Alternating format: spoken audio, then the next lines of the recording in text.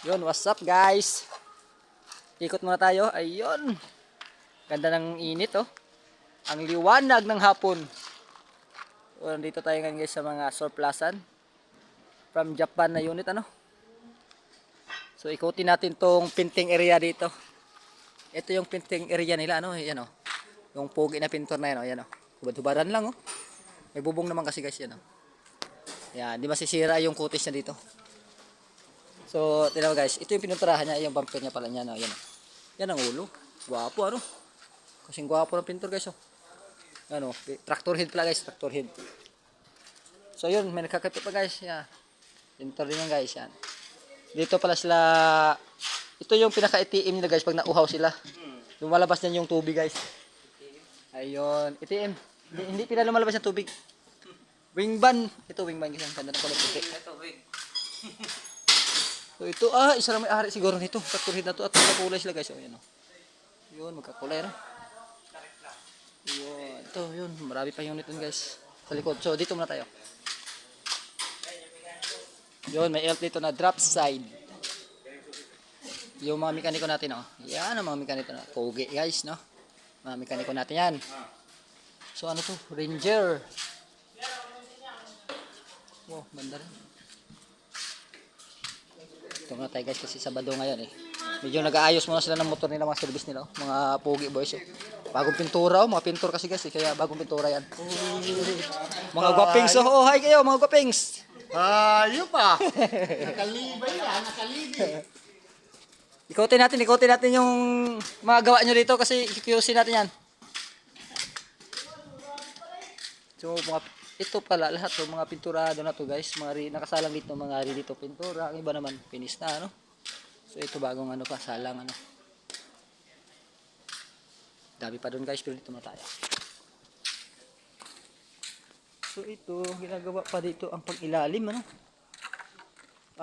Mulgi na, dating irabag kasi yan guys. Yan, mulgi na siya. Mulgi na siya ngayon. Yan guys, dami nating unit. Surplus pan Japan. Ayun oh. Oh, ito pag isa namin ginagawa guys ano. Ito kagagawa ko lang. Yung wingban to guys. Kinuha ko yung cab chassis, tinanggal ko at re-repairin. Malaki sa trabaho yun eh. Bulok yung chassis. Ayun, tinukuran ko lang yan guys. Nakahang yan oh. Nakahang yan guys, nakahang. Ito pala yung cab chassis na guys. Ito kulay green ito to. Yan. Mainit dito guys kasi walang bubong ano. Doon lang may bubong sa may painting area. Dito mainit sa area namin sa Latero. So ito yung katawan niya guys ano. Yun, naglagay na lang ako ng luna para hindi naman masira yung putragis na kutis guys. Ayun. Tinating-kating na namin lahat para yung ano no.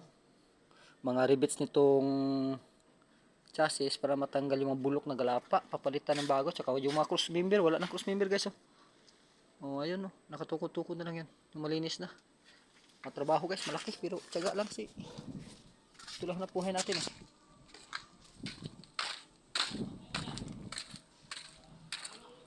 So dito tayo guys. May isa pa pala kaming gawa ano. May isa pa pala akong gawa dito na katatapos lang din at babayaran na ito ngayon kasi QC na guys eh. I-check na, ika-quality check na ng may-ari. So tapos na ito, high side ito guys. Dati itong mababa lang siya.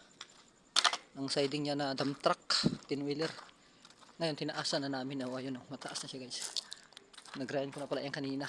So humabol yan sa ayun. Malupit yung isang latiro na yun oh. Gwapo na isang latiro guys oh. So yan guys. Tapos na nag-grind ko rin kanina. So kasama na yan sa repair. All in na pala yan guys, all in. So, ikot tayo rito. May nagyayang kape sa akin. Okay, no, guys. Kape daw kami.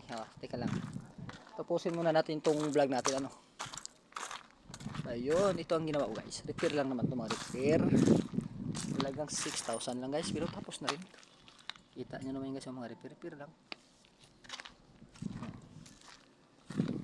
Body bracket, U-bolt, install tapaludo, install si grilling yan.